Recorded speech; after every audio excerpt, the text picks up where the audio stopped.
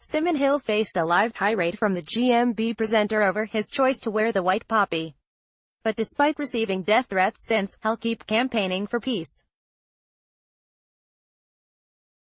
Last week, a journalist phoned the Peace Pledge Union to ask me for a comment on the news that Cambridge students had banned poppies. I couldn't comment on this because it hadn't happened. Members of Cambridge University Students' Union had disagreed about how to mark Remembrance Day. Tory students proposed a gung-ho militarist motion that was voted down. The union also rejected an amendment calling for remembrance for all those affected by war. This led to reports that students had voted against marking Remembrance Day.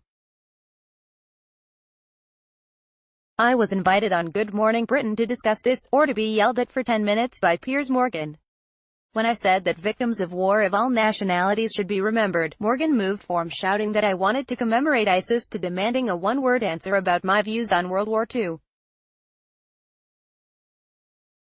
There's nothing surprising about any of this. The right-wing press are going through a student-bashing phase. Morgan's behavior was entirely consistent with his reputation. Anyone who differs from the militarist line on remembrance is greeted by howls of outrage. It is vital that we don't dismiss these realities. The ridiculously named Democratic Football Lads Alliance has threatened to march in Cambridge. Student union officers have been sent death threats. Since I appeared on Good Morning Britain, I've stopped counting the number of messages I've received saying I should be killed. The fact that I'm used to it doesn't make it okay. My fear is that the hatred spewed out on social media will deter others from speaking out. Prior to his election as Labour leader, Jeremy Corbyn often wore a white poppy alongside a red one.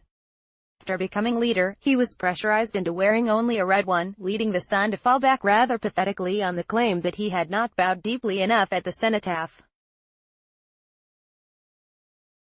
Nearly all parties talk of supporting the military covenant, a term not coined until the year 2000. On the whole, opposition parties leave unquestioned the government's plans for increasing cadet forces, while other youth services are cut, and promoting a military ethos in schools. Instead of ignoring militarism, the left needs to stand up to it. This includes asking why wounded and impoverished veterans should be expected to rely on charity, and asking how ministers can talk about remembering people who died in war while children in Yemen are killed with British weapons. The way we remember the past affects the way we approach the present. In the fantasy world of British militarists, it is still 1940. Every issue is viewed through the lens of World War II. Talk of the wasteful slaughter of Passchendaele, atrocities committed by British troops in India, or the military suppression of protest movements in Glasgow, and you will be accused of insulting people who fought for your freedom. Ask in what way British troops are contributing to freedom today, and you will be offered outrage but no answer. Perhaps the nastiest aspect of militarized remembrance is the insistence that only British and Allied military dead should be commemorated. This remains the position of the Royal British Legion. On no other issue have I received the level of social media abuse that follows the suggestion that people of other nationalities should also be remembered. Behind all the fluffiness and rattling of charity tins, there is a nasty nationalistic undercurrent to traditional remembrance. There is some good news. Orders for white poppies are running at twice the level of this time last year.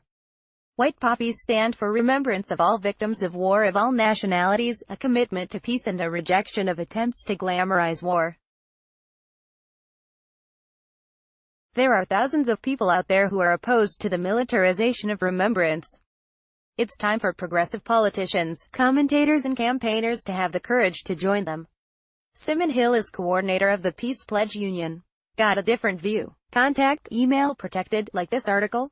Sign up to Left Foot Forward's weekday email for the latest progressive news and comment, and support campaigning journalism by making a donation today.